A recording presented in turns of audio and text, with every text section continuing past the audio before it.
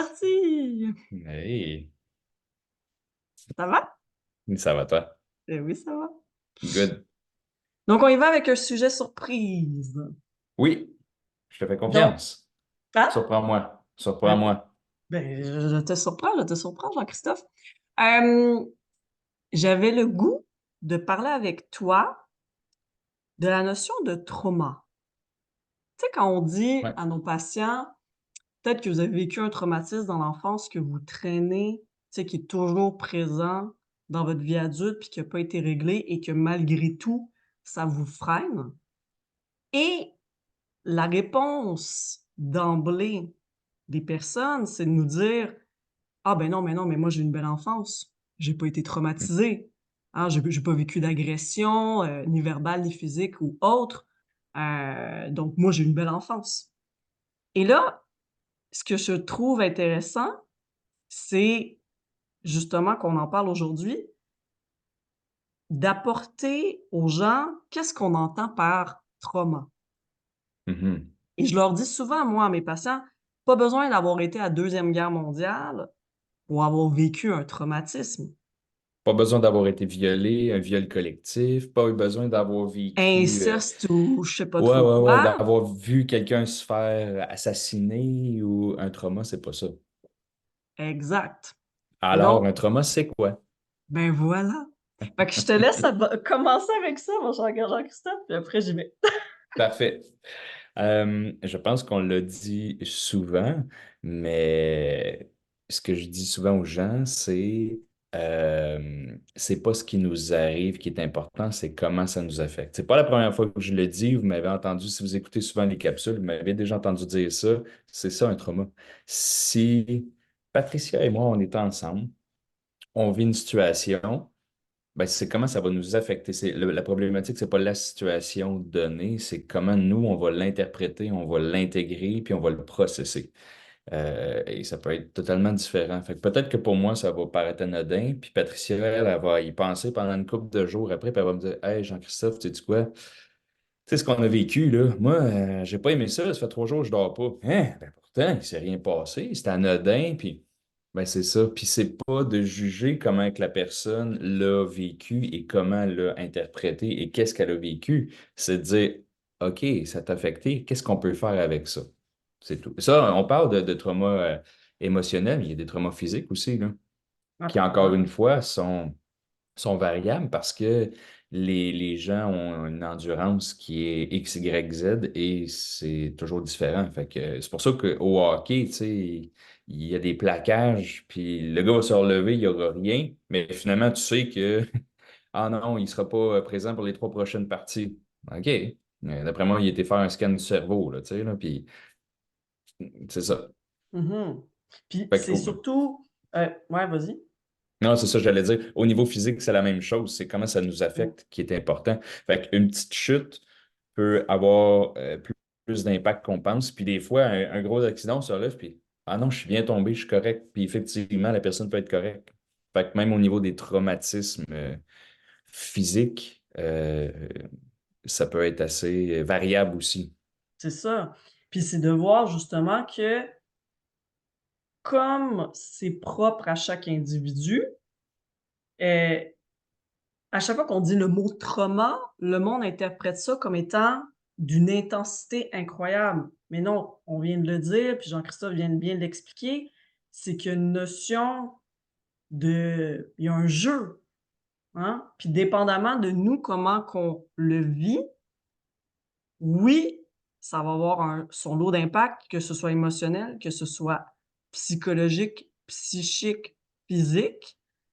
Euh, et on en a déjà parlé, mais une parole que, par exemple, une maman dit constamment à sa fille: «Mange pas trop, tu vas être grosse. Mange pas trop, tu vas être grosse. Hey, fais attention à ce que tu manges, tu vas être grosse». Puis qu'elle répétait tout le temps, en tout cas, par exemple, le père disait tout le temps: «En tout cas, les grosses, ils ont pas la chance d'être en couple plus tard.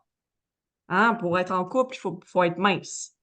Des petites paroles comme ça que l'enfant entend constamment dans sa jeune enfance à 3 ans, à 4 ans, à 5 ans, à 6 ans et que là, on voit qu'il y a une répercussion parce que lui, cet enfant-là, a assimilé cette information-là et ça l'a tellement marqué qu'au final, à 42 ans, la personne elle a développé de l'anorexie boulimie.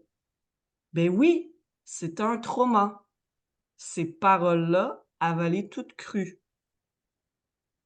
Mais peut-être que pour sa sœur, ça a passé dans une oreille, ça a sorti par l'autre, ça l'a Mhm. jamais affectée. Pourtant, elle a entendu les paroles, peut-être qu'elle se sentait pas concernée directement parce qu'elle a mangé avec une appétit différente, Plus mais de oui, ils ont été modération, ouais, c'est ça. c'est ça, mais ils ont été pourtant élevés dans la même famille. Donc même au sein d'une même famille, il peut avoir des paroles, des gestes ou des traumas physiques ou peu importe, qui soient vécus même au sein de la même fratrie, mais qui soient, vécus différemment et avec des répercussions différentes. Et vous voyez, c'est juste une parole que l'enfant peut entendre une Ouais. fois de temps en temps, mais pour autant, ça a son lot d'impact plus tard sur cette jeune femme-là. Et ce que je vous parle là, c'est une patiente réelle que j'ai eue. Ouais. Puis ça, on J'invente en voit pas. souvent, mais tu sais, tous les traumas liés à la nourriture, liés Mmh. aussi à la propreté. Oui. Tu sais, un enfant là, qui s'échappe, là, puis là, ah non, c'est pas vrai, t'as encore mouillé tes culs. Là, petit cochon, qu'est-ce que t'as fait là? Ça, c'est pas le genre de choses qu'on devrait dire ou dire justement d'être négatif par rapport à ça. Je veux dire, c'est un apprentissage à la propreté. C'est pas d'être parfait avant même d'avoir essayé, mais ça, on en avait parlé une capsule là-dessus, là. Mais Totalement. c'est juste un autre exemple, là, tu sais, qui peut être traumatisant après ça. Après ça, tu sais, la personne peut, comme tu disais, ça peut ne pas la marquer, mais ça peut la marquer surtout inconsciemment. Et Beh, c'est totalement c'est souvent ça la problématique. La personne, elle ne sait même pas pourquoi. Il y a quelque chose qui ne fonctionne pas, elle ne sait pas pourquoi, elle ne sait pas ça vient de où, puis elle dit non. Puis c'est ce que tu dis en début de capsule. Ah non, j'ai une belle enfance. Ouais, mais c'est parce que tu as zappé beaucoup d'affaires, tu sais. ben oui. C'est normal, tu sais. Puis Puis il y a c'est aussi le fait que euh, quand on est jeune, ce qu'on vit est beaucoup plus marquant que plus on vieillit. Fait que, tu sais, de vivre quelque chose à 2 ans, puis les mêmes paroles à 40 ans, on s'entend que c'est beaucoup moins à 40 ans. Je veux dire, ça peut même, on pourrait même en rire, mais à 2 ans, je veux dire, tu connais rien de la vie, fait que c'est tout ton monde, tu sais. Et surtout la personne qui est ton modèle, c'est ta personne ressource qui te dit quelque chose d'hyper blessant. Écoute, ton monde vient de s'écrouler, c'est fini, là, je veux dire, puis c'est à reconstruire, puis là, faut que tu rebâtisses la confiance. Si tu redétruis, tu rebâtis la confiance, tu redétruis. Fait que c'est un yo-yo incroyable mentalement. C'est terrible pour un enfant, tu sais. Je sais que tu vas et ajouter bien des choses, hein. je suis comme: Parce que j'en ai dit des choses en peu de temps, j'ai une mine mais d'informations. mais c'est même au-delà de ça, c'est même au-delà que pour un enfant, c'est blessant, mais même pas, parce qu'il y a même pas cette notion-là au niveau de sa psyché. C'est que pour lui, ce que son parent lui dit, c'est la vérité absolue. Oui, oui, c'est ça. C'est son seul schème, c'est sa seule référence. Fait que comme c'est sa seule référence et qu'il a même pas développé encore tout ce qui est au niveau cortex, intelligence, capacité d'abstraction, capacité de logique, raisonnement, il y a même pas De de jugement. recul. Non, c'est Je ça. te jure, il y a même pas de recul. Ben, il n'y a pas de repère parce Il y a il pas y de a repère. rien sur quoi fonder pour comparer. Fin de comparaison n'existe pas. C'est juste cette personne-là ressource. Fait que c'est ça. Fait que donc bien évidemment qu'à 40 ans, quelqu'un nous dit quelque chose, ben, on a une capacité de recul, d'introspection, de logique, d'analyse, on a notre expérience passée, on sait qui qu'on est, on sait qui on n'est pas, quand même, grosso modo. Heu et donc oui, les traumatismes vont être vécus différemment, puis on a moins pas moins de risques d'être impacté, mais c'est moins gros. Ou du moins des paroles anodines ont moins d'impact sur notre futur que des paroles que quand on est enfant, ben c'est notre nourriture psychologique. Au même titre qu'un bébé, ben il va prendre la nourriture que le parent lui fournit parce que c'est ça qui l'entoure qui est fourni. Mais la même chose pour la nourriture psychologique et affective. C'est Mhm. ce dont il est nourri, donc il va le prendre, même s'il a pas capacité de C'est, juger cette nourriture-là. oui. Puis il y a aussi puis ça, tu vas me comprendre quand je dis ça, c'est très gestaltiste comme concept, mais c'est lent. Il reste là. Il en vient un deuxième qui est du même type. Il vient juste renforcer le premier. Il en arrive un troisième qui est anodin, mais il devient plus impactant. Pourquoi? Parce qu'il renforce le deuxième qui lui renforce automatiquement le premier. Fait que quand il y en a plein qui s'empilent, le but, je pense, de Fritz Perls, c'était d'aller à la source, puis d'imaginer ça comme un collier, puis de défaire toutes les perles. C'est drôle parce qu'il s'appelle Fritz Pearl, tu sais. Ouais, De c'est ça. défaire le collier de perles, puis que la première s'évacue, puis toutes les autres vont suivre. Fait que c'est Mmh. d'enlever vraiment l'initial, de corriger l'initial qui va clairer toutes les autres. Physiquement, c'est pareil. Si quelqu'un tombe, petit symptôme de commotion, ah, on laisse ça comme ça, parce que la personne, malheureusement, n'est pas au courant c'est quoi les symptômes de commotion.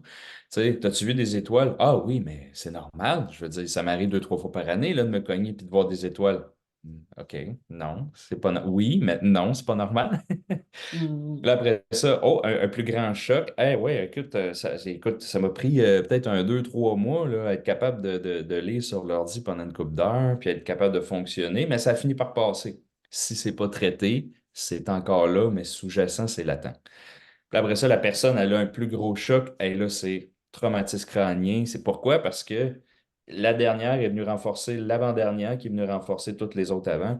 Et puis c'est là que ça a créé cette fragilité-là.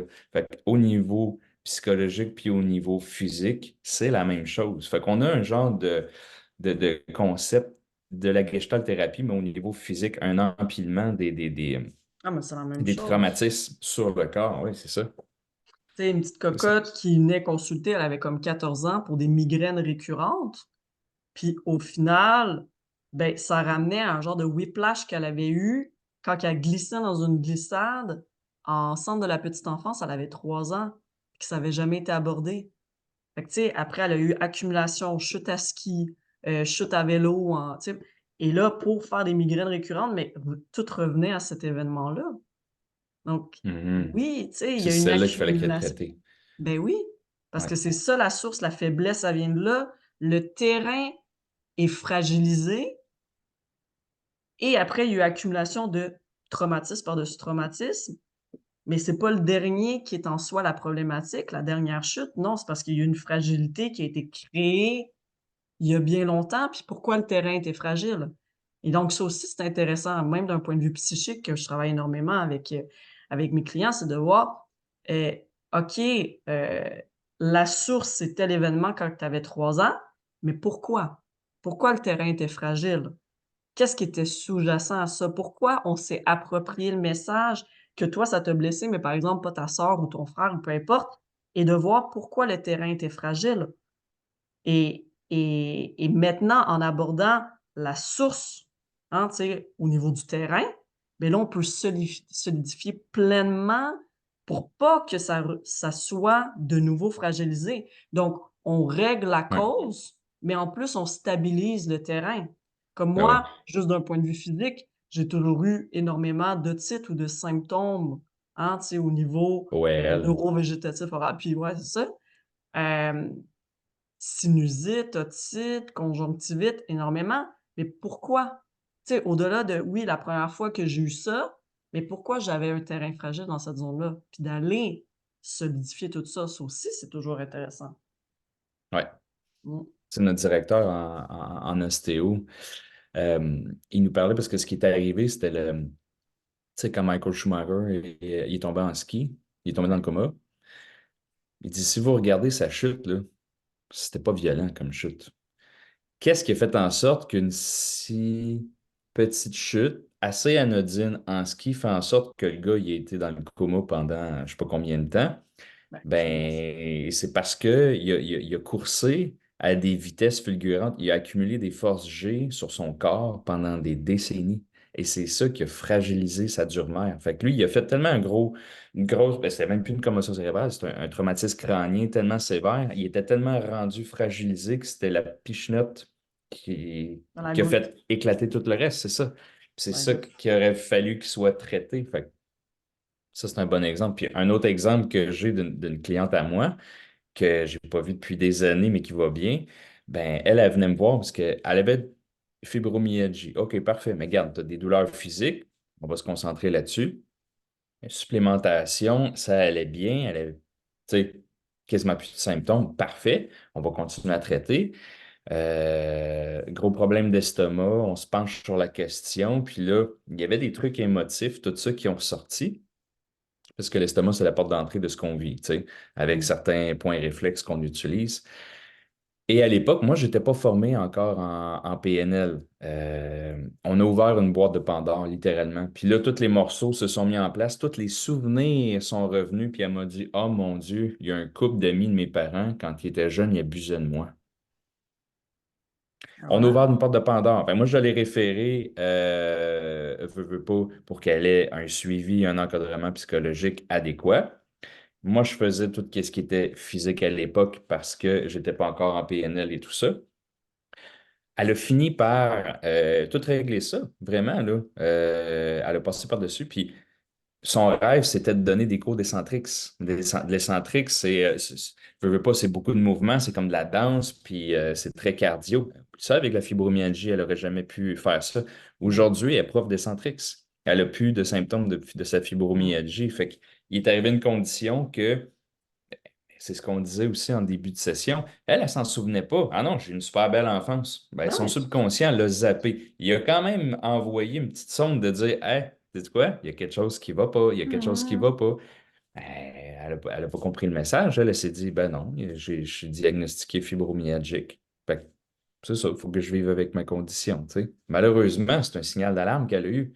Ben oui. Mais ce qui était sous-jacent, c'était ce qu'elle a vécu. Puis Richard Bandler le dit en PNL. Puis là, je veux pas critiquer s'il y a des psychologues qui nous regardent, mais lui, ce qu'il disait, ou, tu sais, des psychiatres même, mais il disait, ce qui est dommage, c'est que si la personne elle a vécu un traumatisme un peu de ce genre-là, des fois, ce qu'ils veulent, c'est aller creuser pour que la personne s'en rappelle, parce que pour eux, c'est important qu'elle s'en rappelle. Puis un coup qu'elle s'en rappelle, là, elle est dans tous ses états, puis ça prend des années après ça de thérapie pour lui faire oublier tout ça. Mais le subconscient, il est assez bien fait pour que la personne s'en souvienne pas. C'est un peu, tu sais, fait pour ça. Pourquoi tu voudrais y faire souvenir pour après ça des années de thérapie puis des milliers de dollars pour Mm. y faire oublier? En Dans fait, son c'est. cas à elle, dans Ouais. son cas à elle, c'est que elle s'en souvenait pas, mais son corps s'en souvenait. Fait que c'est comme s'il utilisait un autre langage et c'est là que c'est approprié d'aller intervenir parce que si ça sort pas, ça sort pas. Mais si ça se manifeste d'une autre façon, il faut quand même revenir à la source. Et c'est là que c'est important d'aller à la source, puis là, de l'enrayer, tu sais. Et en tout et partout, de toute façon, au niveau trauma, quand je t'avais parlé, tu sais, de Peter A. Levine qui a fait le livre Waking the Tiger, quand il parle des traumas, de toute façon, ça utilise deux langages, dans le corps et au niveau dans le corps, ça se fige, que ce soit au niveau d'un organe, d'une articulation ou peu importe. Quand que consciemment, on s'en rappelle pas, c'est de toute façon logé, figé dans le corps et notre corps effectivement au niveau corporel, si c'est figé, la seule manière de l'évacuer pleinement, ça va être à travers une thérapie que justement que tu vas ramener un mouvement dans cet organe-là, une libération de fluide ou peu importe. Et même chose dans des thérapies, si c'est pas le corps directement qui va être abordé comme tu le fais, par exemple, en travaillant directement l'inconscient à travers des images, on va utiliser le langage du trauma en lui-même.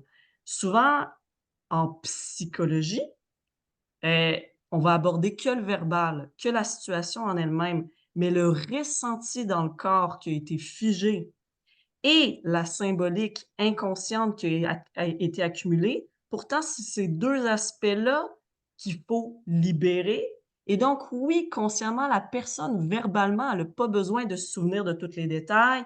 Effectivement, ça a été mis de côté parce que c'est trop fort, c'est trop puissant. Et la problématique Mhm. actuelle, c'est que, justement, on essaye de faire relever le trauma, mais pour autant, on n'aborde pas ce qui est central au niveau du corps, puis au niveau de l'inconscient pour aller faire libérer. Et là, c'est effectivement le travail, c'est juste de l'amener au patient, puis que lui en reste traumatisé. C'est parce que Mhm. au niveau verbal, ça sert à rien, ça ramène la personne dans un état de détresse, de panique, de tu sais, bon, et c'est pas ça le souci, c'est de vraiment éliminer à la source de comment que ça s'était figé. Puis, Ouais, ce qui est intéressant aussi, c'est que l'humain est bien fait. Quand il est prêt à libérer quelque chose, ça va se manifester. ouais. Ça sert à rien de forcer. Tu sais, je veux dire, les suivis d'accompagnement qui servent justement à aller retravailler le trauma en lui-même, d'un point de vue verbal, ça fait juste ressasser quelque chose, mais pour autant, c'est pas pleinement libérateur et salvateur. Et Parce qu'il y a d'autres composantes qui sont présentes qu'il faut aller aussi délier en même exact. temps. Oui. Et un aspect qui est super intéressant au niveau de l'inconscient que moi j'utilise avec ma clientèle, c'est l'analyse des rêves.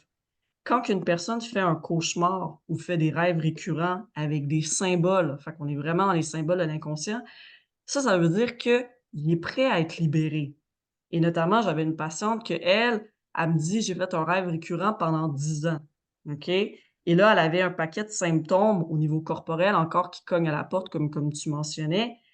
Beh, là, c'est intéressant de faire le pont entre ce que ton corps te dit au niveau symptômes, en ce que ton inconscient t'apporte comme symbole, puis même dans les symboles, c'est tellement drôle, elle me raconte tout son rêve, puis elle mentionne, comme quoi qu'il y a tel aspect qui se passe autour de la maison, nanana, mais le seul détail qu'elle a pas mis sur sa feuille, c'est la maison en soi. Alors que ça, c'est le centre, le souci de C'est la la clé. situation, c'est la clé. Donc même à travers les dessins, quand que on nommait quelque chose, souvent c'est ça qui est la source, mais pour autant, l'inconscient est prêt parce qu'il cogne à ta porte en te l'envoyant en rêve récurrent ou en cauchemar d'une autre manière. Et donc ça, c'est des outils hyper puissants à prendre et à se dire: ben on est prêt à le rendre au conscient. Et là, on n'a pas de risque de traumatiser l'être conscient parce que l'inconscient cogne de lui-même à la porte.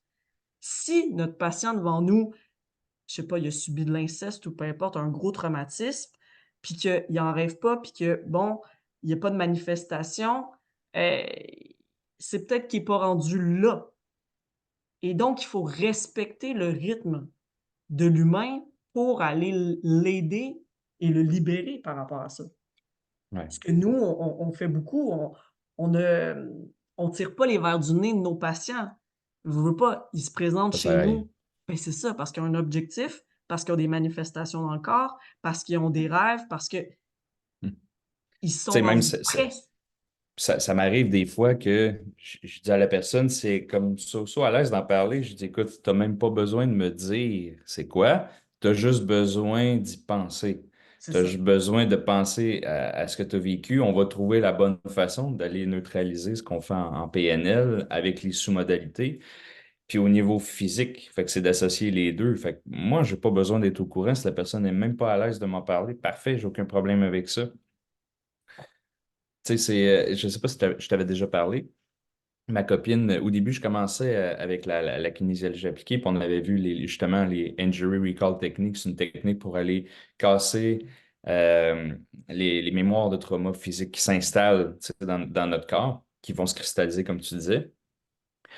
Et puis elle avait un problème à l'épaule, elle allait voir sa chiro. Des fois, elle y ajustait avec un arthrostime, puis ça faisait du bien, mais ça revenait tout le temps. Fait que moi, j'ai commencé à enlever les mémoires de trauma. Ils revenaient.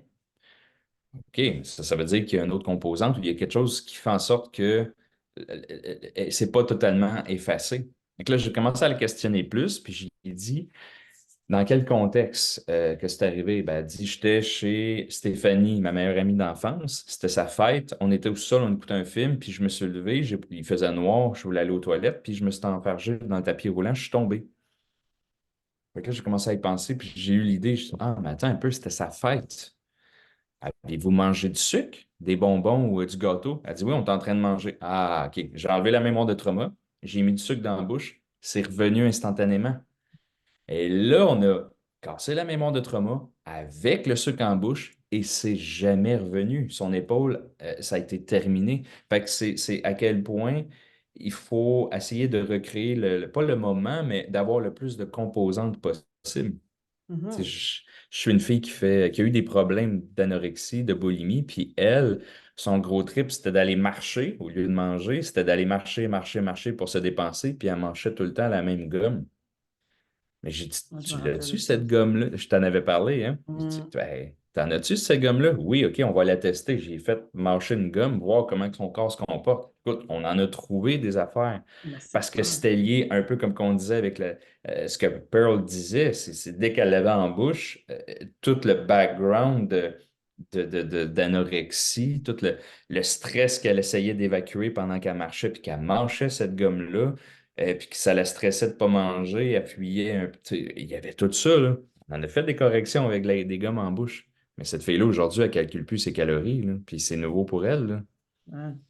Mais, Fait que c'est d'aller chercher chaque élément. et puis c'est de dire qu'à la base, on est des êtres sensoriels. Tu sais, tout ce qui est au niveau tactile, proprioceptif, vestibulaire, visuel, olfactif, gustatif, visuel. Tu sais, quand une personne a vécu un trauma et là, pour X, Y raison, elle voit le meuble qui était dans le salon où ce que ses parents se chicanaient tout le temps et que là, elle commence une crise de panique.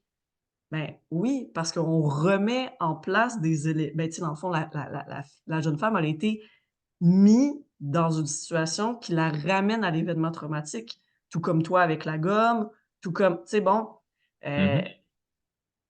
ça peut être juste une odeur de biscuit que ses parents faisaient tout le temps quand elle était jeune ou une chanson. Donc, pour dire à quel point le corps a une place considérable dans le traumatisme, que en général, les gens pensent que c'est juste d'un point de vue: «Ah, c'est une situation vécue d'un point de vue émotionnel». Ouais, mais ça se stocke dans le corps et ça se stocke dans le corps avec les paramètres sensoriels qui étaient reliés à l'événement, Mais oui. tout le temps. Tu sais, si tu as vécu ce traumatisme-là le soir, on va quand même trouver des paramètres de jour. Ça se peut que je te donne un rendez-vous de soir puis je ferme toutes les lumières pour aller rechercher encore plus. Tu sais, il y a tout ça, là. Traiter Mmh. quelqu'un dans le noir, je le fais souvent, là. Mais oui, une jeune fille que je travaillais à la libération d'un traumatisme d'agression, à chaque fois qu'elle avait, des attouchements de bon, heu, elle entendait tout le temps un chien japper. Mm. Ben, à chaque fois qu'elle est face à un chien, ça déclenche une réaction, au niveau de son système nerveux qui est rempli de bon de détresse et d'inconfort et de malaise et ça la ramène à l'événement. Donc, tu sais, c'est de travailler tout ce qui est autour et qu'est-ce qui s'est oui, qui s'est ancré et pas juste de dire: «Ben, comment tu t'es senti pendant cet événement-là? Est-ce que tu peux faire le pardon envers la personne?» Ça, c'est verbal, c'est logique, c'est du raisonnement. Puis quand on pense que si la petite ou peu importe aussi tes patients, ils ont vécu leur traumatisme à 7 ans, à 4 ans, il y avait pas ce cerveau-là logique pour en parler. Mhm. Donc, ce qui a été stocké dans leur corps, c'est face à des sensations d'un enfant de 7 ans ou d'un enfant de 4 ans. Donc, même s'ils essayent d'en parler que 40 ans d'un point de vue verbal, c'est que le traumatisme n'a pas été inscrit dans son système avec ces capacités-là, à l'époque. Donc, bien entendu qu'on parle le langage du corps et le langage de l'inconscient. C'est très, dans le fond, c'est très pavlovien. C'est du conditionnement. Puis dans ce cas-là, tu sais, c'est drôle parce que c'est un peu ironique que tu parles de chien. Mais Ouais. elle, je veux dire, ça a été beaucoup plus brutal, donc tu as, besoin de moins de répétitions. Puis Quand c'est vraiment hyper, hyper brutal, tu n'as pas besoin de Mm. répéter le truc 10 fois pour que la personne Non. soit conditionnée. Elle va l'associer direct, tu sais. Euh, Ça me fait penser au film un classique de Kubrick, Orange Mécanique. Tu sais, quand Mm. le gars, ils veulent le conditionner, dès qu'il voit quelque chose de sexuel ou brutal ou violent ou whatever, il se met à vomir puis il y a des nausées parce qu'il donnait des médicaments qui le faisaient vomir pendant qu'il regardait ça. C'est exactement ça. C'est forcé, Mm. mais quand même, c'est un peu ça, tu sais. Mm. D'entendre un chien aboyer pendant qu'elle se fait toucher, puis après ça, ben, dès qu'elle entend un chien aboyer, mais qu'est-ce qui se passe? Ben, les mêmes réactions de défense, c'est normal, c'est du conditionnement.